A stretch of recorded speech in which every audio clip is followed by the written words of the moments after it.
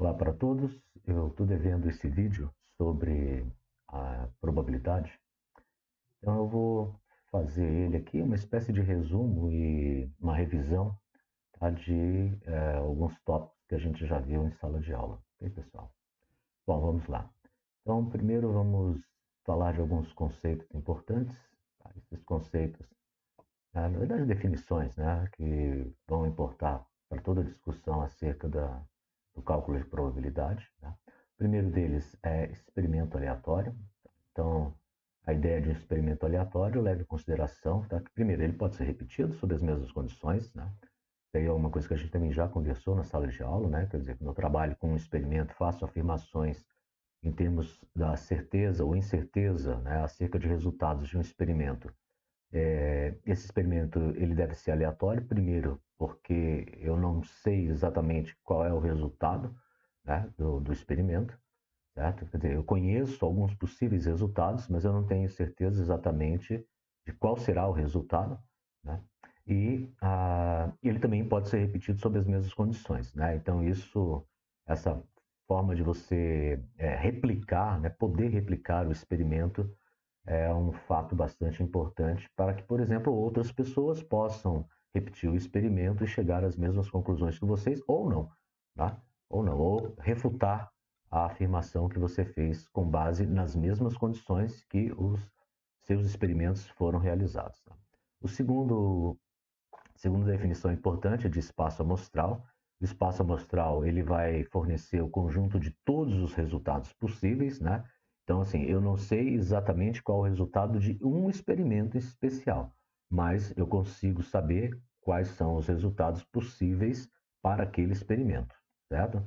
Então, os resultados possíveis, né, podem ser enumerados e, num certo sentido, quando eu faço o experimento, algum destes resultados que estão presentes no espaço amostral deve aparecer na forma de uma ocorrência, né?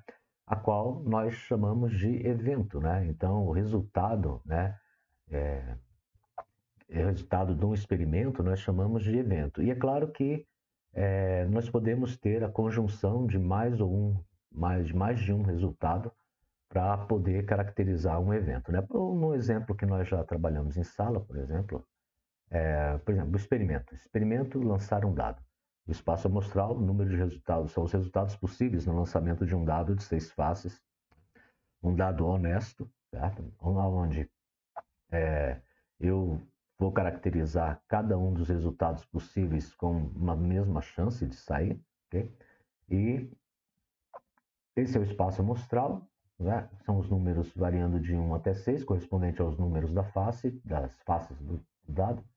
E, por exemplo, um evento pode ser, por exemplo, sair o número 5. Então, aí, nesse caso, eu tenho um evento simples. Né? Agora, eu posso ter, por exemplo, né, um outro evento que se chame, por exemplo, sair o número par. E, nesse caso, eu vou ter 3 elementos do espaço amostral presentes nesse evento. Ou ainda, por exemplo, sair um número maior do que 3. Ok? Então, eu tenho aqui nesse exemplo simples, eu tenho o experimento, o espaço amostral e 3 exemplos de eventos. Bom, vamos falar um pouquinho sobre a probabilidade empírica, né, ou experimental. Né? Essa probabilidade, a gente calcula ela muitas vezes baseados nos experimentos que nós fazemos. Né? Esta, então, ela decorre de observações reais por meio da repetição do experimento. Né?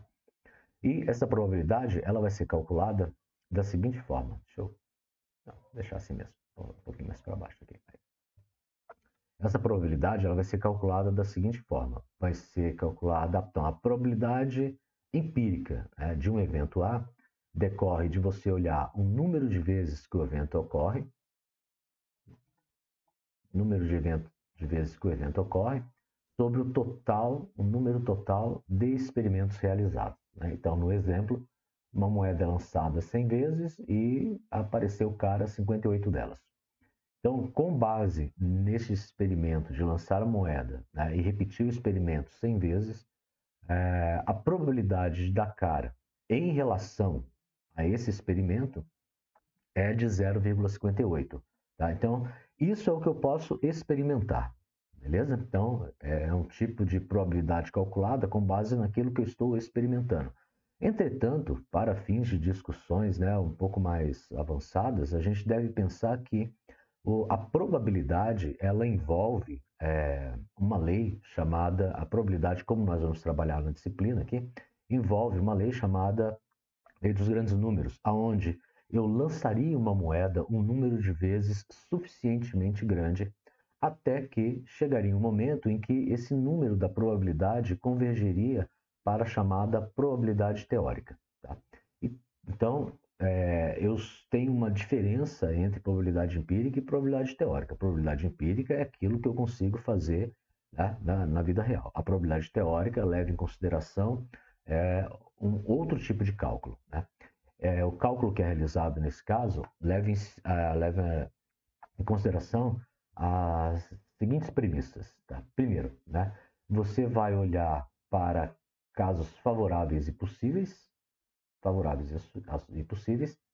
assumindo que o experimento, né, seja equiprovável, ou seja, todos os resultados possíveis têm a mesma chance de ocorrer.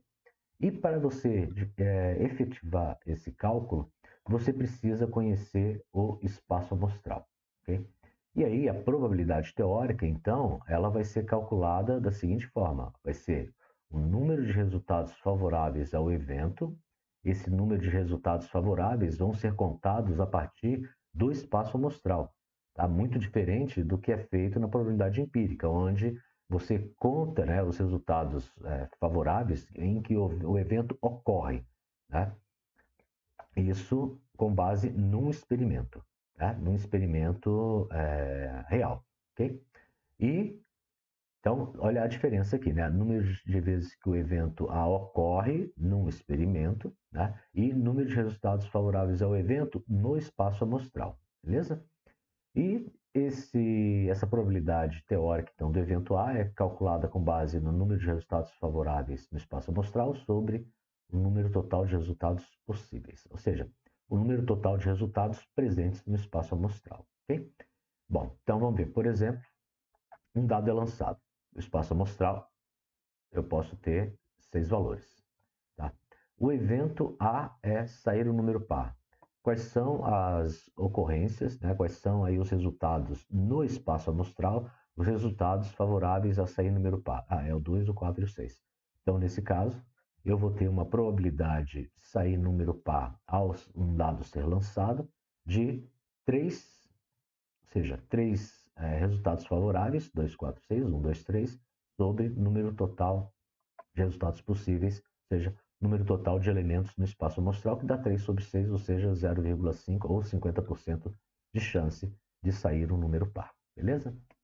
Bom, vamos aqui para a sequência. Vamos para frente aqui. Por exemplo, esse é um exercício que a gente discutiu em sala de aula, mas eu queria aprofundar porque surgiu uma pergunta sobre a forma como calcular um desses problemas aqui, né? Eu acho que são esses problemas de soma de dois dados, né? Então, eu quero discutir ele porque, inclusive, na aula eu comentei, né, que se eu olhasse só para a soma em específico, né, eu acabaria descaracterizando, de certa forma, o experimento, o lançamento de dados, mas eu queria colocar mais, eu refleti um pouco mais, e existe uma outra possibilidade da gente poder trabalhar com essa soma que eu quero explorar aqui nesse vídeo, tá bom? Bom, olha só, dois dados são lançados simultaneamente, então isso aqui é o experimento. Qualquer face em ambos os dados tem a mesma chance de ocorrer, isso significa que o experimento vai ser equiprovável, ou seja, né, qualquer face tem a mesma chance de aparecer esse resultado. O espaço amostral aqui, olha só como ele está descrito. Ele está descrito, bom, veja, uma face tem 6 possibilidades, a outra face tem 6 possibilidades. Então, 6 vezes 6, né? Então, se eu colocar aqui, ó, deixa eu pegar uma canetinha aqui para escrever. Então, se eu tiver, por exemplo, 6 vezes são, vamos colocar aqui cai resultado do dado 1 e aqui cai o resultado do dado 2, né? Então, eu tenho 6 possibilidades aqui, eu tenho 6 possibilidades aqui, 6 vezes 6, 36, ok?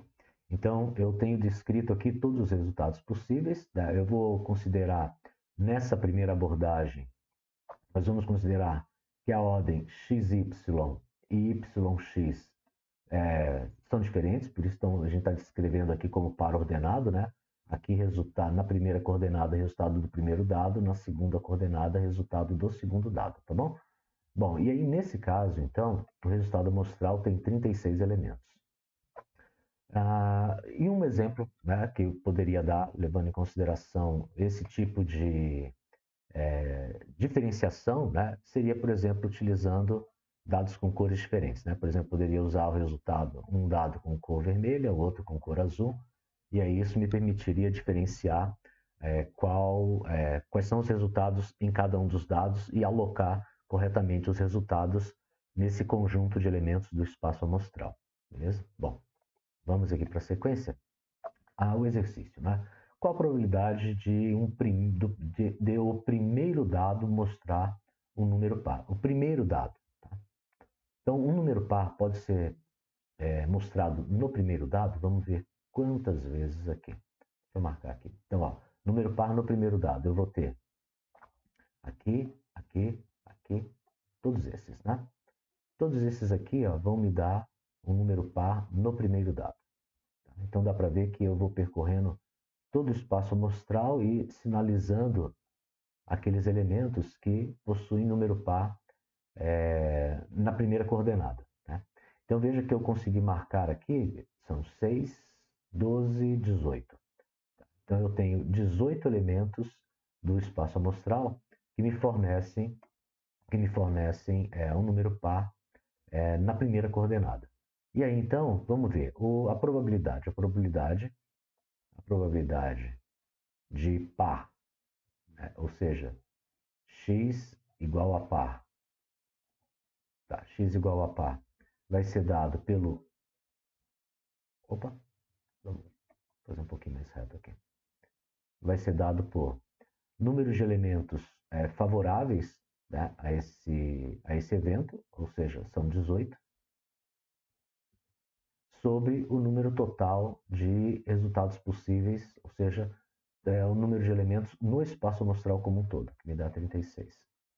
Isso vai me dar, então, aqui é 18, 18 sobre 36, posso dividir por 18, que dá 1 sobre 2 igual a 0,5.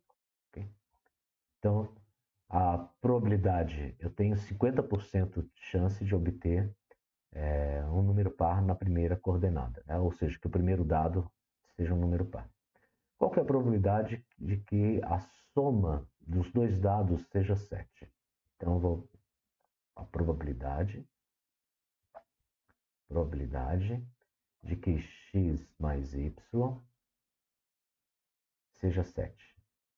E x mais y, e nós vamos considerar aqui que eu também posso ter y mais x igual a 7.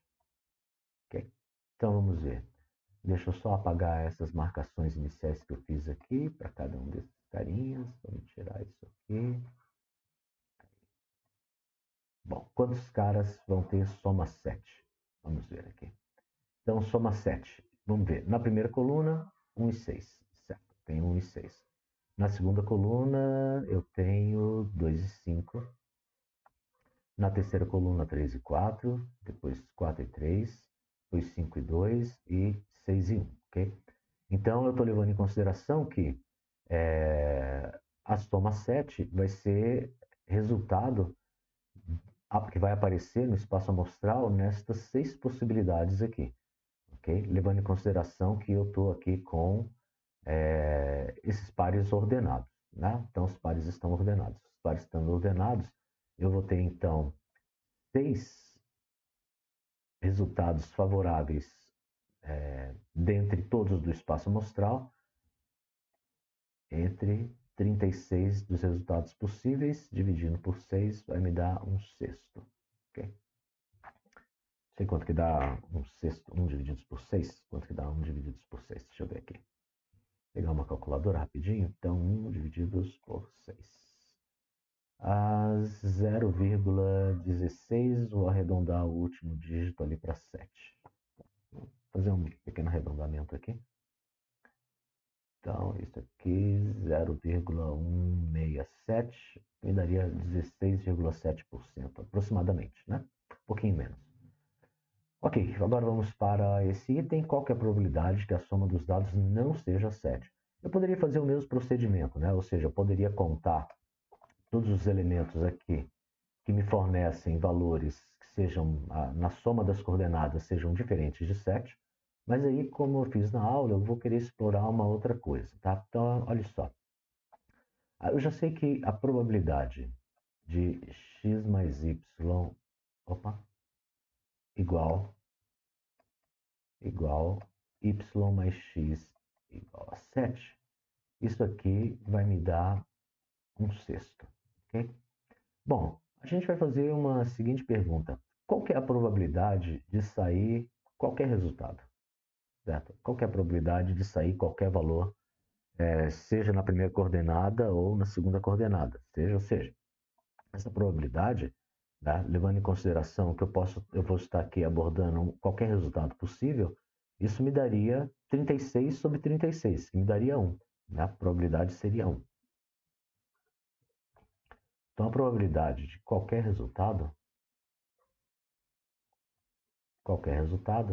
me daria 36 sobre 36, 36 sobre 36, que daria 1. Olha, e aí aqui é interessante olhar que se eu estou trabalhando com o cálculo da probabilidade tal que a soma dos dois dados não seja 7, então tal que a soma x mais y igual a y mais x diferente de 7, essa probabilidade ela é complementar a esta daqui. Ou seja, essa probabilidade aqui, ela é justamente você pegar todos os resultados possíveis e excluir aqueles na quais a soma das coordenadas seja igual a 7.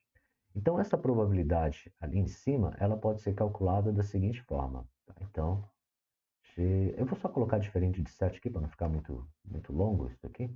Vamos só colocar diferente de 7. Diferente de 7. Isso vai ser igual à probabilidade de sair qualquer resultado, menos a probabilidade dos caras, epa, de novo, igual a 7. Igual a 7, ok? Então, eu teria, nesse caso, eu vou ter 1 menos 1 sexto, 1 menos 1 sexto, e isso daria, aqui daria 6 sobre 6, menos 1 sobre 6, o que daria 5 sextos. 5 sextos, beleza? Então, uma coisa interessante da gente notar aqui, vamos colocar até numa caixinha para chamar a atenção, tá? É essa relação entre a probabilidade de um evento e a probabilidade do evento complementar. Então, a probabilidade de um evento, opa, tem que desligar a caixinha. A probabilidade de um evento e o seu complementar.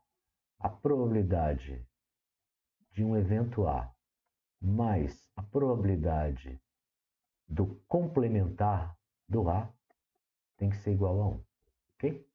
Então, vamos deixar aí a caixinha aqui, chamando atenção para esse fato, né? Um evento e o seu complementar. A probabilidade de um evento mais a probabilidade do evento complementar vai ser igual a 1, ok? Eu também poderia simbolizar isso aqui, que vai ser uma anotação que a gente vai poder usar daqui a pouco, que é a seguinte, ó. A probabilidade de A união com A complementar é 1, ok? Beleza. Bom, agora vamos ver aqui. Qual que é a probabilidade de que pelo menos um dos dados mostre que mostre um número maior do que 4? Então vamos ver aqui, a probabilidade seja pelo menos um deles mostre um número maior do que 4. Então vai ser maior do que 4, vamos ver. Esse aqui vai ser maior do que 4, esse aqui, esse também. Todos esses aqui maiores do que 4 nessas linhas. E quando eu chego nas duas últimas colunas, daí eu vou ter a linha completa, né? Então, todas as linhas, aliás, nas duas últimas linhas eu vou ter todas as colunas completas, me dizendo que no conjunto de elementos do espaço amostral pelo menos uma dessas coordenadas vai ser maior do que 4. E aí, então, a gente pode fazer o seguinte, não? Então, P, x maior do que 4 ou y maior do que 4, isso aqui vai ser igual a... Quantas carinhas tem aqui? Eu tenho 6 aqui, 6, 12, 13, 14, 15, 16, 17, 18, 19, 20. Então, eu tenho 20 favoráveis sobre 36. Isso aqui daria para simplificar ainda, daria para simplificar por 4. Por 4, né? Por 4 daria 5. E 36 divididos por 4 daria 9. Não é isso? 36 divididos por 4 dá 9. Certo? Bom, tem um fato importante aqui, que é o seguinte, só confirmando aqui, perfeito, isso mesmo. Dividido por 4. Um fato importante aqui, que eu devo levar em consideração, é que veja que ao solicitar, né, que pelo menos um dos resultados, um dos dados, né, tivesse um número maior do que 4, eu estou assumindo, né, x maior do que 4 ou y maior do que 4. E aqui tem um fato interessante, né, porque veja que se eu olhasse para esta minha consideração também, né, acerca sobre, né, soma maior do que 7, né, e soma diferente de 7, veja que eu poderia traduzir essa união aqui como um ou, né? Por exemplo, o A seria igual a 7 e o A complementar seria diferente de 7. Né? Então, eu teria qual que é a probabilidade da soma ser igual a 7 ou diferente de 7? E isso recai num problema de união. Agora aqui a gente tem uma questão um pouquinho diferente, né? Porque eu poderia escrever, né, isso aqui também seria um ou, tá? Ou seja, eu também teria uma certa união, só que existe um problema aqui, tá? Quando eu falo desses eventos, desses dois eventos aqui, soma igual a 7 e soma diferente de 7, veja que não existe uma possibilidade de eu ter uma soma que seja ao mesmo tempo igual ou diferente de 7. Tá? Então, esses dois eventos aqui, igual a 7 e diferente de 7, eles são mutuamente exclusivos. Tá? Eles são disjuntos. Né? Então, não há uma intersecção desses resultados, certo? Se eu colocasse aqui, ó, em termos de conjuntos, eu teria aqui igual a 7 e aqui eu teria diferente de 7. Certo? Então, a união aqui é a união de elementos disjuntos, certo? De conjuntos disjuntos. Né? Agora, nesse caso aqui, dá para ver que isso não acontece, né? Por quê? Porque eu vou ter um conjunto onde eu vou ter x maior do que 4, e eu vou ter um outro conjunto, e eu já vou fazer aqui propositalmente, ó, eu já vou ter um outro conjunto onde eu vou ter y maior do que 4. Só que, quando eu olho para o espaço amostral, eu vejo que eu tenho elementos aqui aonde tanto x quanto y são maiores do que 4. Tá? Então, eu tenho uma intersecção, que são esses carinhas aqui. Ó. São esses caras aqui. Okay? Então, eu não posso olhar, né, para a probabilidade da união de eventos aqui da mesma forma como eu olhei para cá. Por quê? Porque eu tenho alguns caras aqui nessa intersecção que serão x maior do que 4 e y maior do que 4. Okay? Então, se eu fosse pensar em termos de uma soma, eu teria que pensar um pouquinho diferente. Tá? Eu poderia olhar, então, por exemplo, para a... Vamos dizer que x maior do que 4, x maior do que 4, x maior do que 4, união com y maior do que 4. E o que eu estou dizendo é que isso aqui não pode ser olhado pura e simplesmente como a probabilidade de x maior do que 4 mais a probabilidade de y maior do que 4. Por quê? Porque eu tenho que descontar alguma coisa que poderia estar sendo contado duas vezes, né? Quando eu olho só para y maior do que 4, eu vou pegar todos esses caras aqui, ó, todos eles aqui. Tá? Estou pegando todo mundo aqui nessas duas últimas colunas.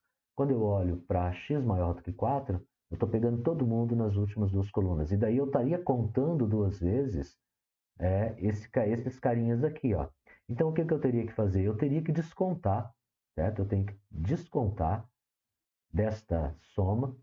Deixa eu apagar isso aqui.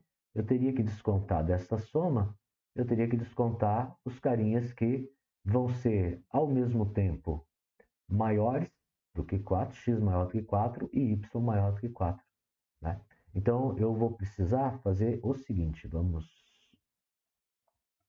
puxar isso aqui um pouquinho para cá. Eu vou ter que descontar isso aqui, ó. Eu vou ter que descontar os caras que estão com o conectivo E. Né? E o conectivo E me dá a intersecção. Ou seja, eu tenho que descontar os caras que são x maior do que 4 e y maior do que 4. Beleza? Então, em termos da notação aqui, né, se eu trabalhasse com união, isto aqui me daria a união se os conjuntos fossem disjuntos, se eu tivesse num caso como esse. Mas quando eu olho para a união, né, de eventos e eu tenho uma intersecção, né, essa intersecção aqui, ó, onde eu vou ter os carinhas simultaneamente maiores do que 4, x maior do que 4 e y maior do que 4, então, como eu estou contando duas vezes, né, esses valores aqui, eu vou ter que descontar eles do resultado, certo? Então, vamos ver se vai bater com aquilo ali, se realmente está certinho isso. Vamos ver aqui. Eu teria... Deixa eu só apagar esses caras aqui rapidinho. Eu teria o seguinte. X maior do que 4. X maior do que 4 eu tenho 12, aqui, né? 12 sobre 36. Mais y maior do que 4. Y maior do que 4 eu teria também, né? Y maior do que 4 eu teria 12 sobre 36. 12 sobre 36. E aí eu tenho que descontar o que eu estou contando duas vezes aqui, né? Que são justamente esses quatro elementos. Então eu teria que fazer menos 4 sobre 36. E a gente vai ver que isso vai dar exatamente 12 mais 12, 24, menos 4 dá 20 sobre 36, o que me daria os nossos 5 nomes, beleza?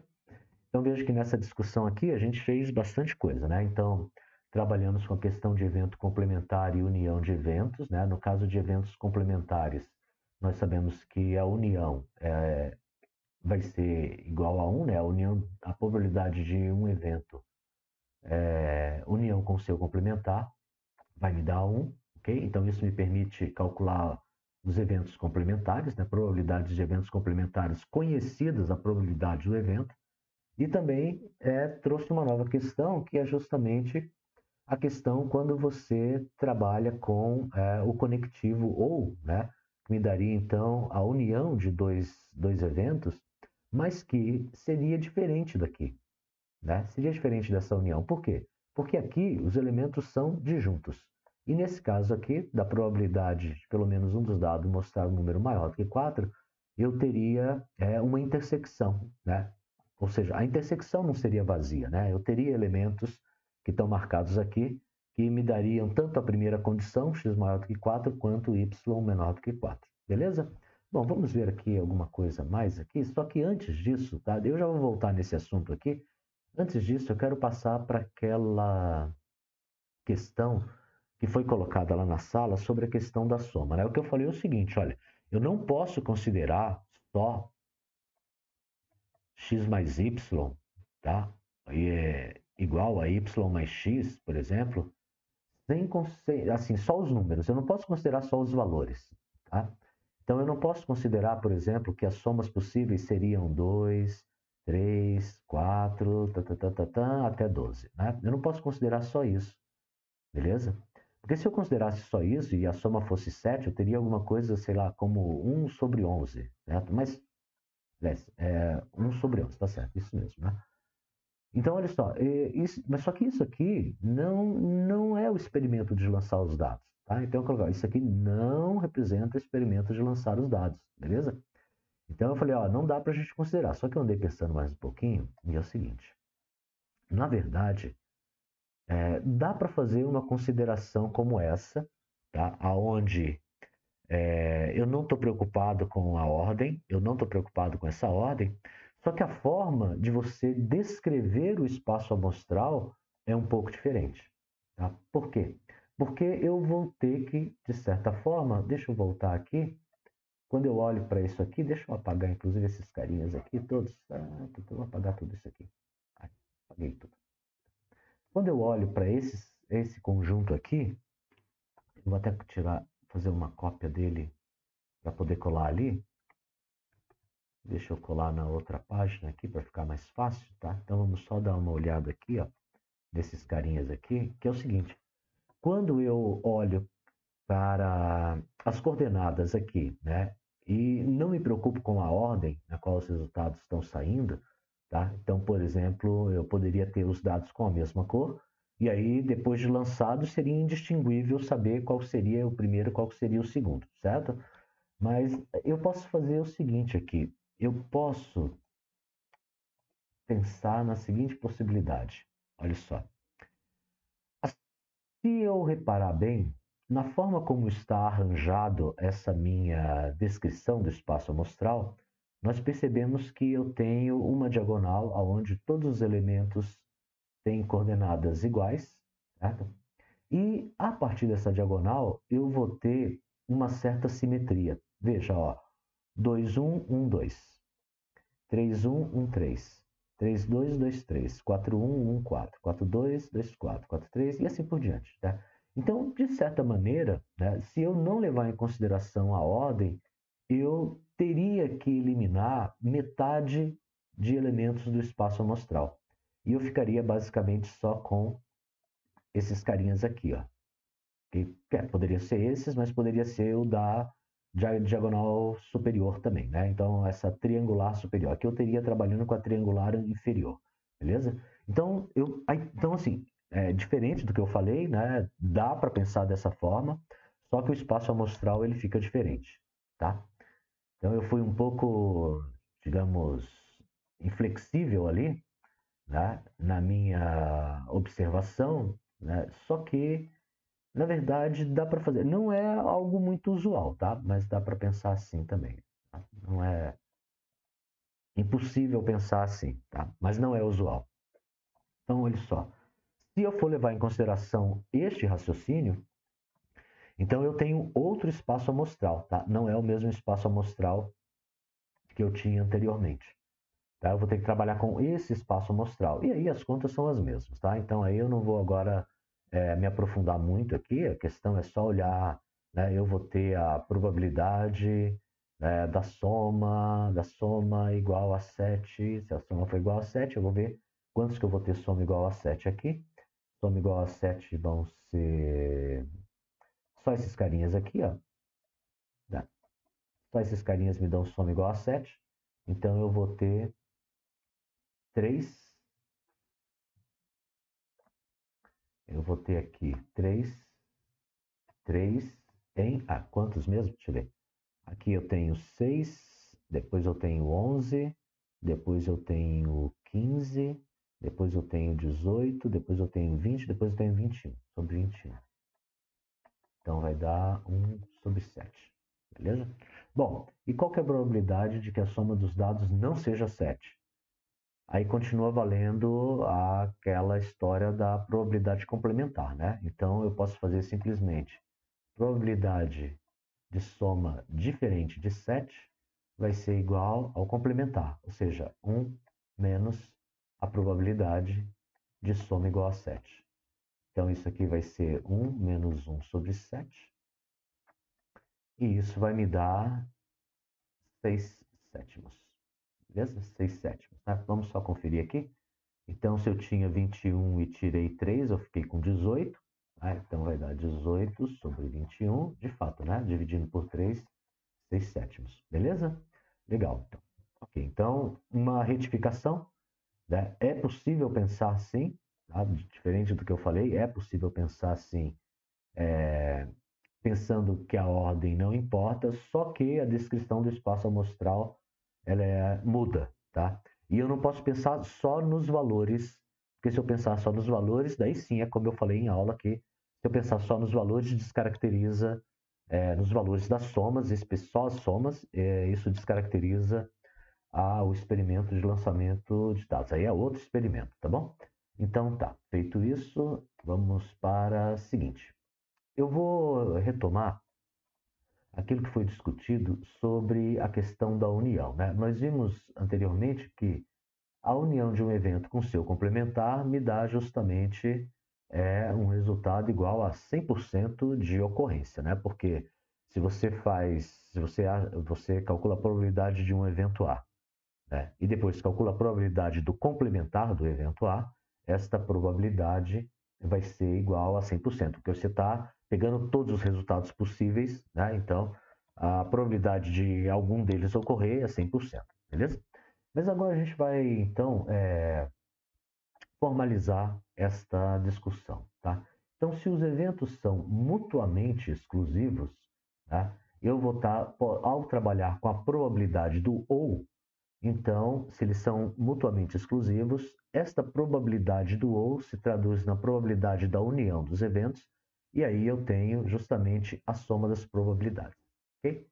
Então, isso foi o que a gente fez. Isso é o caso justamente quando nós temos a questão dos eventos complementares, mas não só. Tá? É claro que a gente vai fazer um exercício aqui e dá para ver que isso pode se estender um pouquinho mais. Né? O exemplo, acho que um exemplo bem importante que a gente vai ter é esse aqui, né? Exemplo da probabilidade de um evento A, união com A complementar, e isso vai ser a probabilidade de A mais a probabilidade de A complementar, que sempre vai ser igual a 1, ok? Porque A e A complementar são conjuntos disjuntos, beleza? São conjuntos disjuntos, né? Lá em teoria de conjuntos, provavelmente vocês devem estar vendo alguma coisa assim, né? Eu sempre vejo no quadro, né? Então, digamos que esse aqui seja o conjunto universo. Esse seja o conjunto universo. E esse aqui seja o conjunto A. Se bem que esse aqui seja o conjunto A. Tá? Ora, se eu tiver aqui tá, um outro carinha tá, que seja complementar a A, eu não devia ter colocado esse universo ali para não confundir. Okay. Se eu tiver outro carinha que seja complementar a A e eles são conjuntos disjuntos, então a união deles vai corresponder no cálculo da probabilidade da união, né, de A com A complementar, eu vou ter 100% de ocorrência de qualquer um dos resultados possíveis, beleza? Bom, agora eu tenho o caso um pouquinho diferente, que é quando os eventos não são mutuamente exclusivos, tá? E aí a probabilidade muda um pouquinho. Deixa eu afastar um pouco aqui, ficou meio grudado ali. Então, ó, eventos não mutuamente exclusivos. Tá? De novo, agora, quando eu vou calcular a probabilidade do ou, né, ou seja, eu estou calculando a probabilidade da união, vai acontecer como a gente fez lá naquele caso de resultados de dados, uma, pelo menos uma das coordenadas maiores do que 4. Né? E a gente viu que naquele caso eu ia ter uma intersecção, certo? E se eu levasse em consideração somente P de A mais P de B, eu estaria contando duas vezes justamente esta intersecção. Então, o que eu preciso fazer? Eu preciso retirar, né, descontar a intersecção quando eu faço a probabilidade da união de eventos e quando eles não são mutuamente exclusivos. Isso quer dizer que eu tenho uma intersecção, beleza? Então, isso quer dizer algo assim, né? Eu vou ter aqui o conjunto A conjunto resultados aos eventos A, eu vou ter aqui um B, e no final das contas eu tenho aqui uma intersecção A inter B, ok? Então, se eu contar só a probabilidade de A mais a probabilidade de B, eu estou contando duas vezes isto aqui. Então, por isso, nós descontamos, ao fazer a soma, nós descontamos a intersecção, beleza? Então, feito isso, vamos aqui considerar o seguinte exemplo, um exemplo diferente. Então, considere um baralho com 52 cartas, são 13 cartas de cada naipe, qualquer carta com a mesma chance de ser retirada do baralho, ou seja, experimento equiprovável. Então, o espaço amostral, estão aqui todas as cartas, todos os naipes, né, os 4 naipes, as 13 cartas. Aí vamos ver, primeiro aqui, mais simples, né? Qual que é a probabilidade de tirar uma carta de copas? Né? Então, veja, uma carta de copas. Carta de copas são as cartas de coração, né? Então, eu vou ter 13 cartas, então, probabilidade de tirar copas.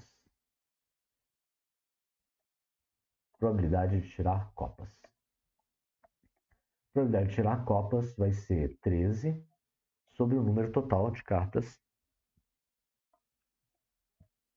52. Isso corresponde exatamente a 1/4, né? Que vai me dar, então, 0,25, tá? Ou 25% de chance de tirar uma carta de copas num baralho embaralhado, né? Um baralho embaralhado, certo? 25% de chance. Qual que é a probabilidade de tirar uma carta com uma figura? As figuras são indicadas aqui, pelas letras, né? Valete, dama e rei, certo? E como eu tenho 3 figuras em cada naipe, então eu vou ter esse conjunto de figuras aqui. Então vamos ver quanto que vai dar isso. Vai dar. Então, probabilidade de figura. Probabilidade de figura. Probabilidade de figura. Quantas figuras são? São 3 vezes 4, 12. 12 figuras sobre 52. Isso aqui dá para dividir por 4, será? Por 4 dá por 4, né? Se eu fizer por 4, vai dar 3 aqui. 52 por 4 dá 13. 3 sobre 13, certo? Então, quanto que dá isso? Deixa eu ver aqui quanto que dá. 3 divididos por 13. 3 divididos por 13. Então, 3 divididos por 13, vamos fazer a conta. 3 divididos por 13. 0,2307. Aproximadamente 0,23. 0,23. 0,23. Deixa eu voltar aqui. Então, 0,2307. 23. 0,23. Aproximadamente. 0,23. Ok? Bom, qual que é a probabilidade de tirar uma carta ou uma carta 6 ou uma dama? Daí vamos aqui para cá, né? Ó. Carta 6 ou uma dama. Deixa eu jogar fora esse retângulozinho aqui. Então, vamos ver. Vamos marcar isso aqui. Carta 6. Carta 6 eu tenho aqui. Acho que não está aparecendo muito bem. Vou tirar aqui com verde. Carta 6. Não, não adiantou nada. Carta 6, carta 6, carta 6. Okay? Então, as cartas 6 eu tenho aqui. E as cartas com dama? As cartas com dama eu tenho aqui, ó. Ixi, isso aqui não adianta nada. Então, deixa eu fazer aqui, assim que vai ficar melhor. Cartas com dama. Cartas com... Eita, aqui. Cartas com dama e cartas com 6. Ok? Ó, dá para ver que esse evento aqui... dá para ver o seguinte, que o evento tirar uma carta 6 e o evento tirar uma carta dama são mutuamente exclusivos, né? Tá? Eles são mutuamente exclusivos. Não tem intersecção de carta com 6 com carta com dama. Não vai ter intersecção aqui. Então, eles são mutuamente exclusivos. Se eles são mutuamente exclusivos, a probabilidade vai ser calculada como a soma das probabilidades de ocorrência de cada um desses eventos. Né? Então, vamos calcular então, o seguinte. Eu vou colocar assim. Probabilidade de 6 ou, então, união com dama. Dama é a letra Q, né? 6 ou dama. Então, isso é a probabilidade de 6 mais a probabilidade de dama. Então, a probabilidade de 6 vai ser 4 em 52. 4 em 52. E a probabilidade de dama também é 4 em 52. 4 em 52, o que dá 8 sobre 52. Bom, 8 sobre 52 dá para dividir por 4. Dividindo por 4, eu vou ter 2 sobre 13. E 2 sobre 13, 2 sobre 13 vai dar aproximadamente 2 divididos por 13 vai dar 0,1538. 0,1538. Então, aproximadamente, então isso aqui é aproximadamente 0,15 0,1538, aproximadamente 0,154, tá? Ou seja, 15,4% de chance de ocorrer ou uma carta 6 ou uma carta dama, certo? Bom, agora olha só, esse aqui agora é outro problema, né? Outro problema, eu tenho o seguinte, deixa eu tirar esses carinhas por enquanto. Esse aqui. Aí. Esse aqui também. Então vamos lá. Qual que é a probabilidade de tirar uma carta vermelha ou uma dama? Então agora vamos ver. Uma carta vermelha. Carta vermelha. Então eu tenho ou uma carta vermelha. Carta vermelha eu tenho aqui.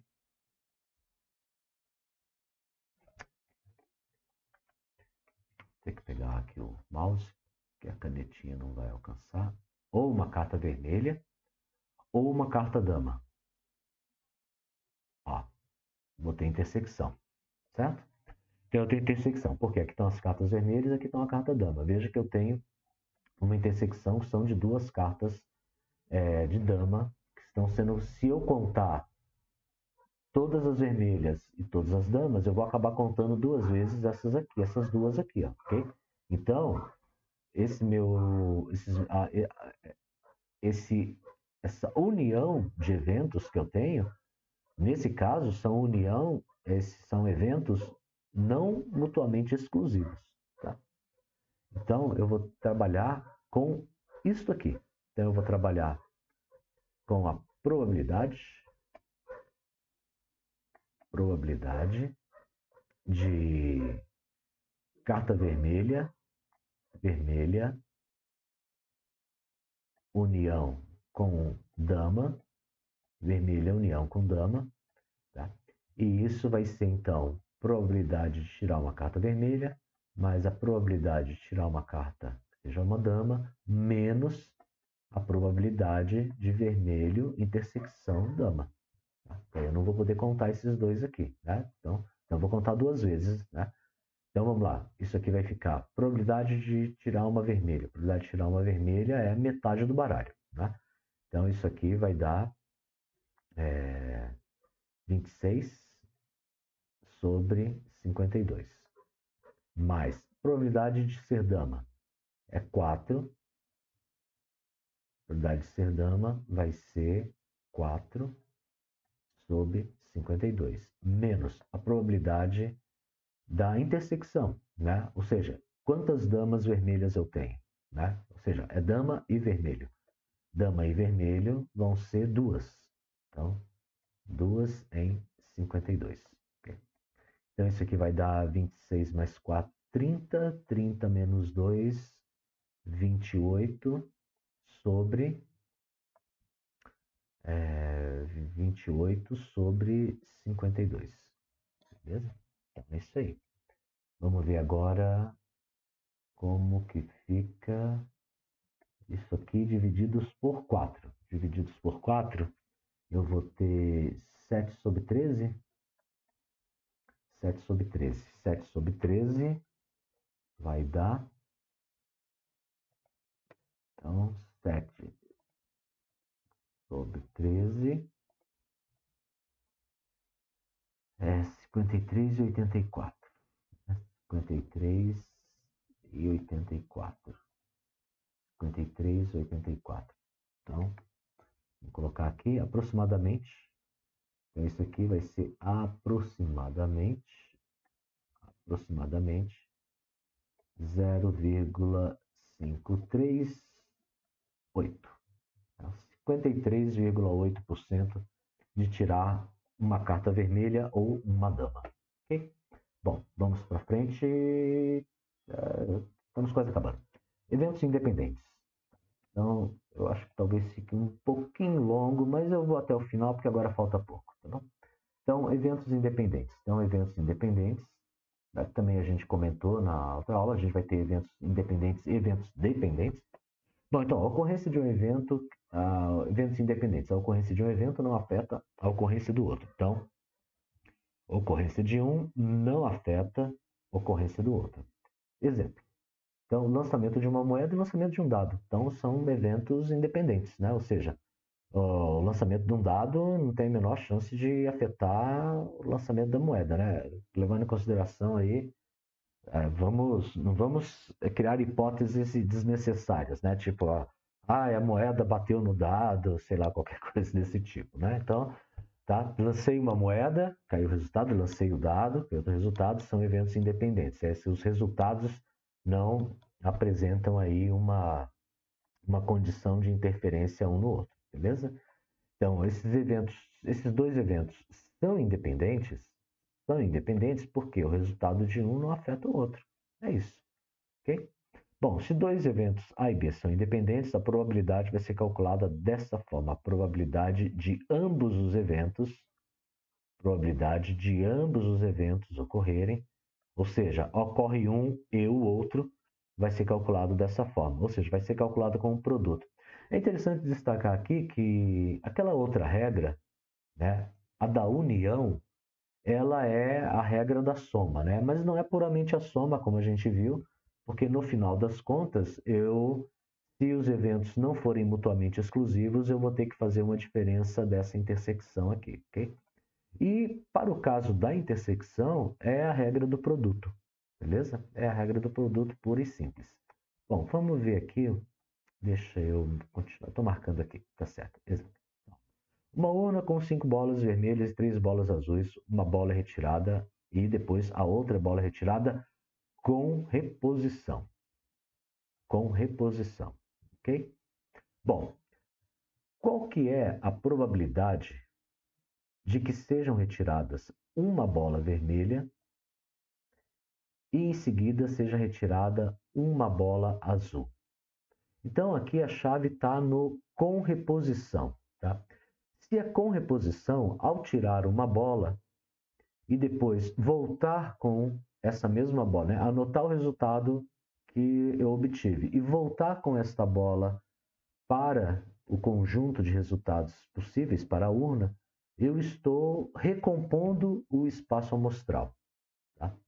E é por isso que então a probabilidade, a ocorrência de um não vai afetar a ocorrência do outro. Tá? Então esse afetar a ocorrência é porque quando um ocorre, né? Se eu não passar mais a contar esse cara, né, como uma possibilidade de sair novamente, eu estou alterando o espaço amostral. E se eu altero o espaço amostral, eu vou ter uma outra forma de calcular esta ocorrência simultânea, tá? Por meio da intersecção de dois eventos. Tá? Então, veja, quando eu reponho a bola, nesse experimento aqui, quando eu reponho a bola, então o evento tirar a bola vermelha e o evento A tirar a bola azul, a ocorrência dos dois eventos vai ser calculada, então, por meio, deixa eu tirar esse carinha aqui, vai ser calculada por meio do produto, é a regra do produto, tá? Então tá aqui, ó. Bom, qual que é a probabilidade de tirar uma bola vermelha dentre 8? É 5 para 8. Né? E a probabilidade de tirar uma bola azul, eu tenho 3 bolas azuis, é de 3 para 8. Então, fazendo o produto, né? Então 5 vezes 3, 15, 8 vezes 8, 64. Então, isso me dá aí a probabilidade de ocorrência de tirar uma bola vermelha, voltar com a bola vermelha para a urna e depois tirar uma bola azul. Ok? Bom, agora eventos dependentes. Aí nesse caso a coisa muda um pouquinho de figura, tá? Então, ó, a ocorrência de um evento afeta a ocorrência do outro. Tá? E aí nesse caso, veja, eu não tenho a igualdade, tá? Aqui eu tinha igualdade, aqui eu não tenho. A probabilidade, né, da ocorrência de um evento acaba afetando a probabilidade do outro. O exemplo agora vai ser diferente, né? Então veja, se eu não faço a reposição, eu altero o espaço amostral.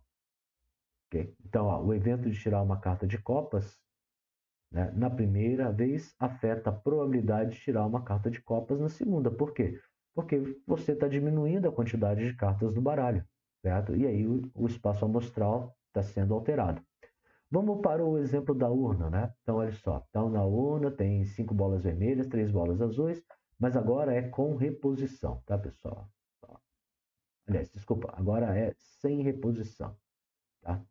Então, sem reposição, eu não volto com a bola, uma bola que tenha sido tirada, eu não volto com ela para a urna.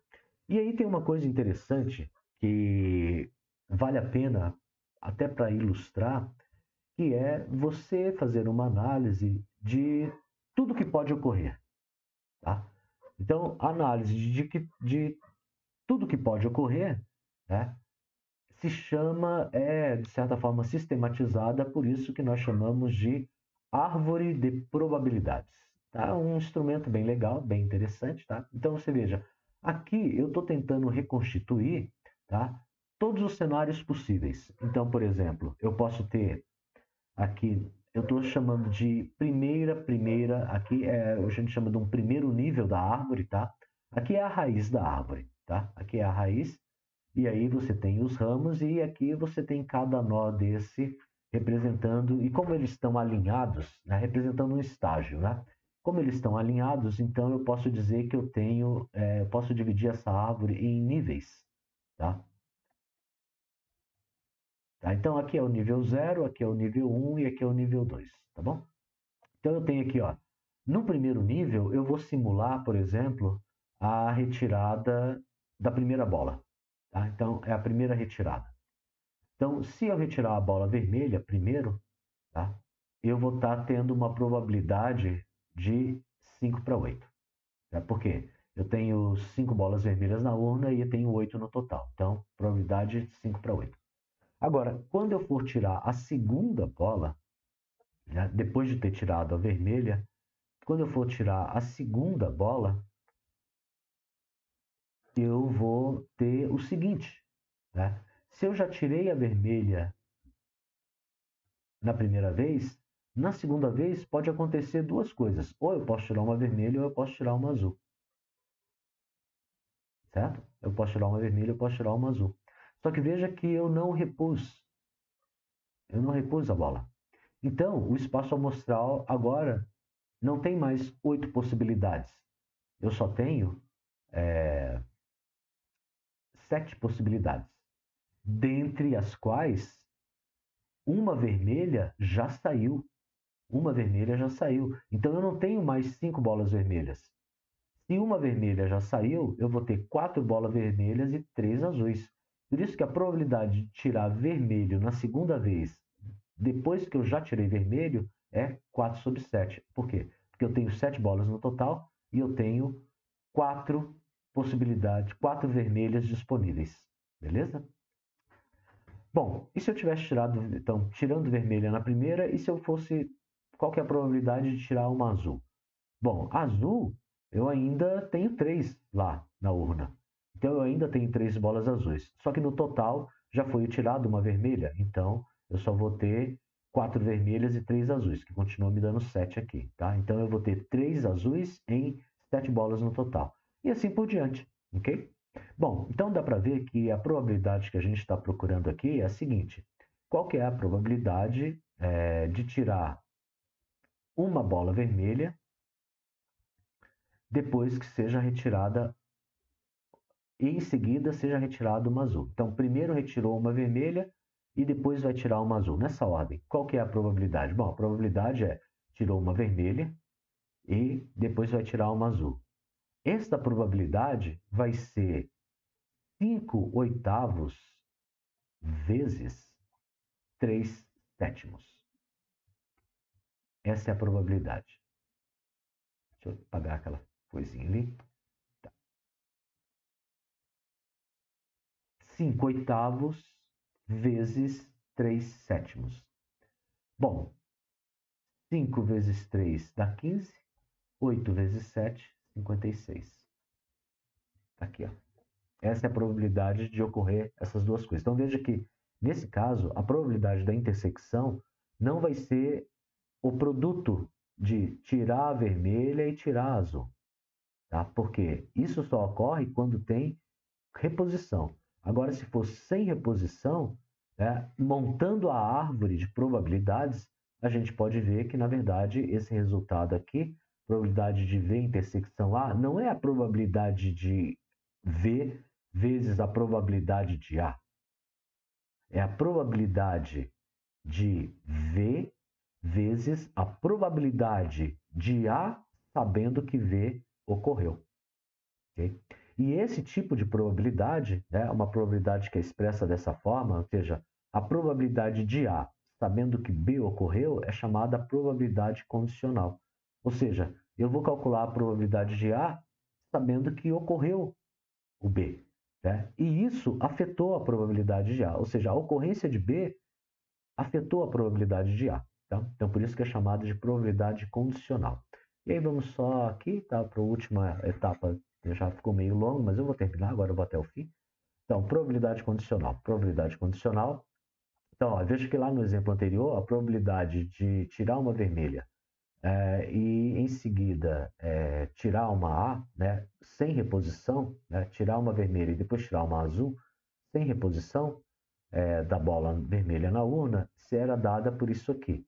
Então, se ela era dada por isso aqui, a probabilidade da intersecção, a probabilidade condicional, que é esta probabilidade aqui, ela pode ser expressa dessa forma, né? Porque, ó, basta pegar esse cara aqui que está multiplicando e passar dividindo, ok? Então, ó, de modo geral, para dois eventos, A e B, a probabilidade de um evento A ocorrer, dado que B ocorreu, vai ser expressa por esta fórmula aqui, tá? Que é a fórmula da probabilidade condicional. Então, vamos fazer um pequeno exemplo aqui para a gente encerrar. Então, em uma urna com 10 bolas, sendo 4 vermelhas e 6 azuis, 10 bolas, 4 vermelhas, 6 azuis, uma bola é sorteada aleatoriamente. Em seguida, outra bola é sorteada sem reposição. O evento V é bola vermelha. O evento A, bola azul. Qual que é a probabilidade? Qual que é a probabilidade de que a segunda bola sorteada seja azul, sabendo que a primeira foi vermelha? Okay? Então, qual que é a probabilidade de A, sabendo que de azul, sabendo que vermelho saiu? É a mesma que a gente vai fazer, que a gente utilizou ali, ó. Então, probabilidade da primeira bola ser vermelha. Probabilidade da primeira bola ser vermelha vai ser 4, porque tem 4 vermelhas, em 10 no total. Né? Então, 4 sobre 10, 2 quintos. Beleza? 4 sobre 10, 2 quintos. E qual que é a probabilidade da primeira bola ser vermelha e da segunda ser azul? Então, vamos ver. A primeira vermelha, eu dei uma... Deixa eu mudar isso aqui. que a minha continha ali eu não simplifiquei. Deixa eu simplificar ela. Vocês não vão ver o que está acontecendo, mas eu estou abrindo um editor aqui, que eu consigo mudar as coisas aqui, tá? Aqui, na verdade, é 12 sobre 45. 12 sobre 45. Ok, aí sim, agora saiu. Ok? Então, ó, eu tenho assim, a probabilidade de ser vermelha depois ser azul. Então, ó, vai ser probabilidade de vermelha 2 em 5 e a probabilidade de azul é 6 em 9. Né? Por quê? Eu tenho 6 azuis, mas eu vou ter 9 porque a vermelha já saiu. Tá? Então, se a vermelha já saiu, eu não tenho mais 10, eu tenho 9. Mas eu continuo tendo 6 azuis. Então, eu vou ter 2 em 5 ou 4 em 10, são a probabilidade da vermelha, né? 4 em 10. Saiu a vermelha, eu vou ter então 6 em 9, 6 azuis em 9 total. Então isso aqui vai dar 12,55, simplificando por 3, 4 quintos. Agora a pergunta é, então qual que é a probabilidade de sair azul sabendo, você já sabe que saiu a vermelha, sabendo que ocorreu a vermelha, qual que é a probabilidade de sair azul? Então vai ser probabilidade da intersecção de vermelha com azul, que é 4, que é 4, que é 4 quinzeavos, 4 quinzeavos, divididos pela probabilidade de vermelha. Então, ó, 4 sobre 15, 4 sobre 10. Eu não sei porque que eu não deixei 4 sobre 10 aqui. Na hora eu estava fazendo, não sei porque eu simplifiquei. Então vai ficar 4. Aqui eu tenho uma divisão de fração, né? Então mantém a primeira vezes o inverso da segunda. Eu vou poder simplificar aqui, eu posso simplificar esses carinhas aqui, né? Então 4 simplifica com 4. Aqui eu vou ficar com 10 sobre 15, 10 sobre 15 dá para dividir por 5, então eu vou obter 2 terços no final das contas. E 2 divididos por 3 dá 1 meia alguma coisa, né? 2 divididos por 3, 2 divididos por 3 dá 0,666, 2 divididos por 3. Então, 2 divididos por 3, 0,6666, é isso mesmo, isso mesmo. Então, eu vou botar aqui aproximadamente 0,66, ou seja, aproximadamente, vou colocar 7, aproximadamente 66,7%. Beleza?